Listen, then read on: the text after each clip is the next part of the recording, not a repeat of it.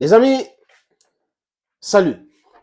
Quand on dit chaque fois ici que l'OTAN, c'est une organisation truffée de menteurs, de manipulateurs, c'est une organisation créée pour maintenir la peur, pour effrayer les gens et faire des guerres illégales, certains vont venir nous expliquer du n'importe quoi. Je dis encore du grand n'importe quoi.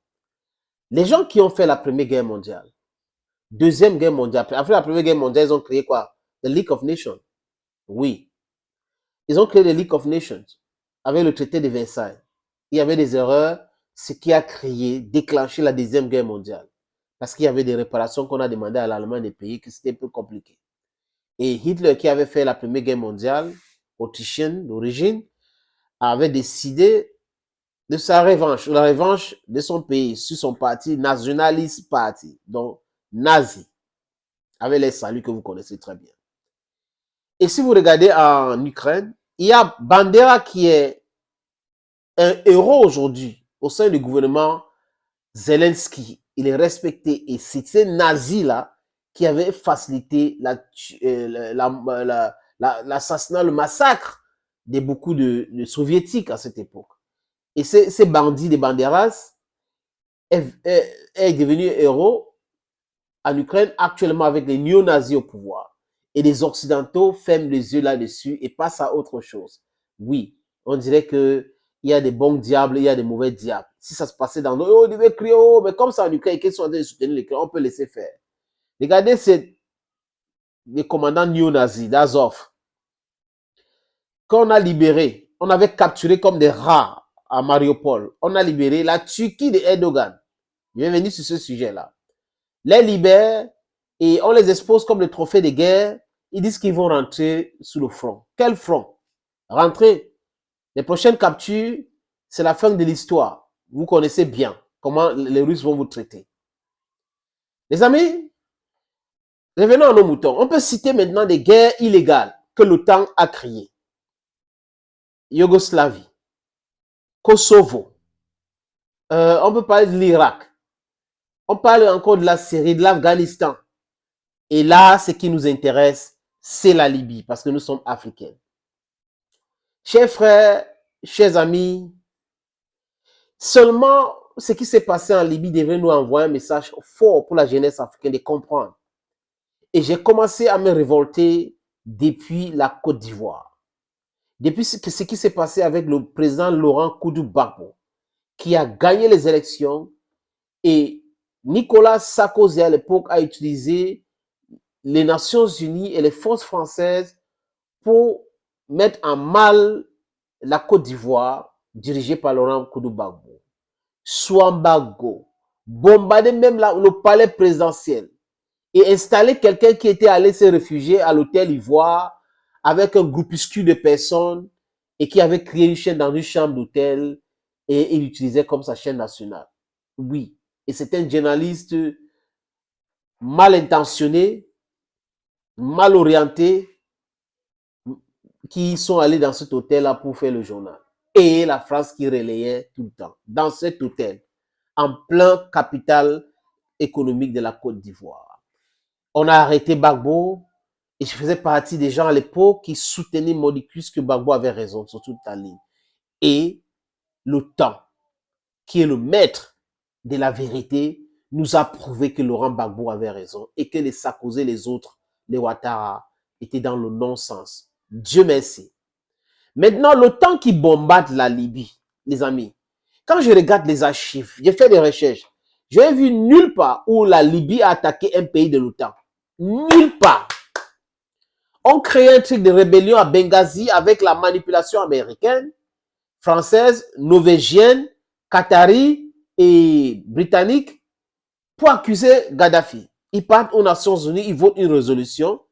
Ils ont trompé les Russes et les Chinois qui ont voté un no-flight zone. Donc, ça veut dire que les avions libyens ne devaient pas voler. Et ces avions étaient cloués au sol. Que s'est-il passé? Ils ont profité de cette situation pour bombarder la Libye de façon massive. Bombarder, larguer les armes en Libye et capturer Gaddafi. Et on ne l'a pas jugé parce que normalement, on devait l'amener à la Cour pénale internationale. Comme ils ont leur coup, on attrape les faits, on les amène là-bas.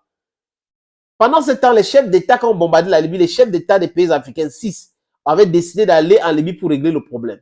L'OTAN, les amis, je parle sous le contrôle du président Museveni. L'OTAN a interdit aux chefs d'État africains d'entrer en Libye. On les a demandé de rentrer chez eux. Ils sont chez eux, ils veulent aller chez eux. On les interdit d'arriver chez eux, qui est la Libye. Et l'OTAN, avec ses amis, ont bombardé, détruit la Libye. Regardez la Libye à l'époque de Gaddafi et la Libye d'aujourd'hui. Un pays où on payait les gens pour le mariage, on les donnait les appartements, on les soignait gratuitement, on les payait les rentes pétrolières, c'est-à-dire qu'on vendait le pétrole et l'argent, il y a le pourcentage que tout le monde prenait dans le pays. Un pays immensément riche qui avait un PIB qui dépassait le PIB des États-Unis en termes de population compris autres. Mais les amis, regardez la Libye actuellement. Ça a été détruit. Et le but, c'était de détruire, décapiter la Libye et fragiliser l'Afrique. Parce que Gaddafi voulait un pays, les États-Unis d'Afrique. Il a dit que lui, il ne souhaite pas être président, il peut être le gouverneur de la Libye. Et qu'on a un capital, on a un président de la République. Et les satellites RAS comme 1 et 2, qui rend l'appel téléphonique un peu moins cher aujourd'hui en Afrique, ce sont des œuvres de Gaddafi. À l'époque, quand on appelait au Cameroun ou dans les pays francophones, ça allait en France d'abord avant d'arriver chez nous. Donc, ça faisait que le coût était hyper cher. Il avait décidé de sortir les pays africains dans cette dépendance de dollars. Donc, on devrait sortir du Fonds monétaire international, de la Banque mondiale. Et en plus, il devait créer ces banques africaines. Le siège devait être à Yaoundé. Le Fonds monétaire, je crois, le siège devait être au Nigeria. Voyez la réflexion de Gaddafi. Et qu'on devait avoir une monnaie unique en Afrique. Et ça, les Occidentaux ne lui ont pas pardonné. Et c'était ce qui Barack Obama, qui est une calamité. Ce monsieur, les gens ont jubilé quand on l'a voté pour devenir président aux États-Unis. Mais on n'a pas compris qu'on l'a voté pour détruire l'Afrique, pour piétiner davantage l'Afrique. Et il avait été célébré. Mais aujourd'hui, il est entré dans la poubelle de l'histoire. Il n'y a aucun jeune africain aujourd'hui qui peut parler en bien de Barack Obama. Aucun. Sauf ceux qui prennent les substances non contrôlées. Hillary Clinton, la même chose. Donc, ces roublards nous ont fait ça dur. Et vous trouvez les gens qui vont vous parler en bien de ces gens en Afrique? Vous pensez comme ça? Il faut être seulement stupide. Les amis, comme j'ai dit, c'est un exemple que j'ai pris sur les activités de l'OTAN. Quand on dit c'est une organisation défensive. Non, c'est faux. L'OTAN n'est pas défensif, c'est agressif. Sinon, l'OTAN ne devait pas chercher à encercler les pays. L'OTAN ne devait pas chercher à faire les bureaux de liaison dans tous les pays pour encercler le monde entier. Le but, c'est quoi? C'est fragiliser ces pays et les mettre en danger. Mais seulement aujourd'hui, les amis, la Chine est en train de produire des bateaux pêle-mêle. On parle de 23 millions de tonnes de navires que la Chine est en train de produire, surtout dans Dalian, le chantier naval de Dalian. Les Américains se sont réveillés avec 100 000 tonnes. Oui, d'ici 10 ans, les Chinois vont largement dépasser les Américains avec les bateaux de guerre, les bateaux civils. Voilà cette compétition que les gens veulent. Ce n'est pas que quand les gens sont en train de vous dépasser, vous passez votre temps à aller créer des problèmes, des conflits, les bombarder, et instiguer les gens. Après, vous dites qu'on s'est mis dans vos élections, alors que vous êtes les premiers à manipuler les élections dans d'autres pays. C'est un peu cela, les amis.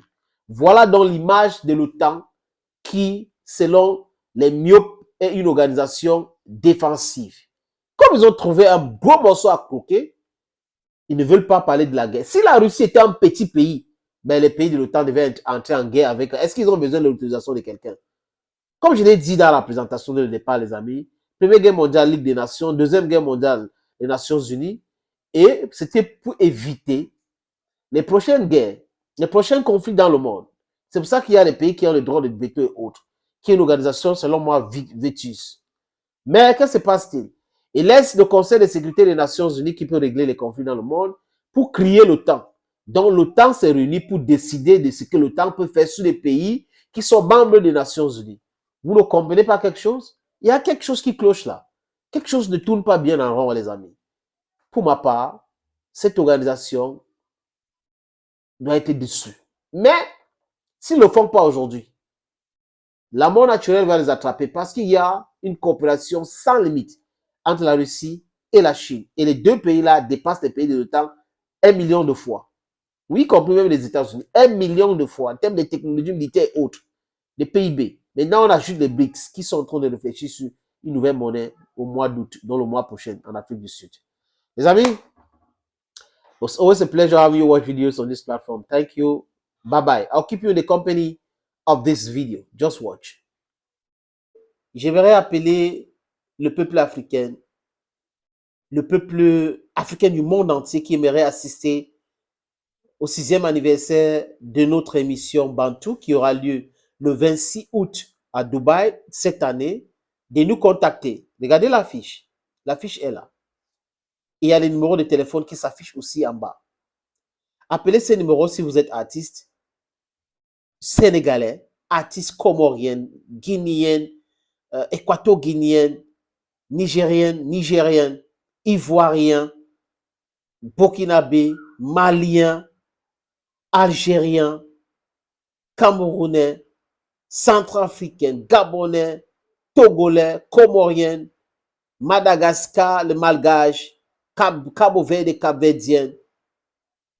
Les amis, si vous êtes artiste, influenceur, chef d'une société et que vous voulez la visibilité, appelez-nous, contactez-nous par WhatsApp, nous allons discuter avec vous. Et pour les artistes de tous les pays que j'ai cités, s'ils veulent participer à cet événement, ce n'est pas cher, c'est juste 1 million. Le billet d'avion, le visa, l'hôtel, donc hébergement, nutrition et 4 jours de tourisme. Et l'apothéose, l'événement le 26 août à Dubaï. C'est Cletus Entertainment avec Bachirou Production qui organise le 6e anniversaire de l'émission Bantou.